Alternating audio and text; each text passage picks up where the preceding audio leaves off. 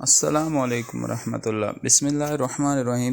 روزہ کن چیزوں سے ٹوٹ جاتا ہے ان میں سے کچھ آپ کے سامنے میں بتاؤں گا۔ آنکھ میں دوا ڈالنا، سرما لگانا، کان میں دوا ڈالنا، لیکن اس میں احتیاط یہ ہے کہ اگر کان کا پردہ ٹھیک نہ ہو تو وہ دوائی حلق میں جا سکتی۔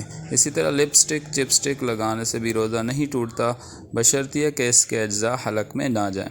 اسی طرح ڈرپ لگانا، انسولین لگانا، بال کاٹنا، ناخن کاٹنا، جسم پر یا سر پر تیل کی مالش کرنا، احتلام ہونا، نہانا، مسواک کرنا اور ناک سے خون بہنا، ان سب چیزوں سے روزہ نہیں ٹوٹتا۔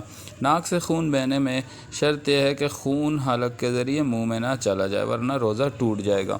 اسی طرح اگر خود بخود قے آ جائے تو روزہ نہیں ٹوٹے گا، البتہ اگر اپنے اختیار سے زبردستی اپنے آپ کو قے دلائی جائے تو تب ٹوٹ جائے گا، یا اگر قے تو تھوڑی سی آئی ہے لیکن وہ منہ میں واپس لے گیا تو تب بھی روزہ ٹوٹ جائے گا۔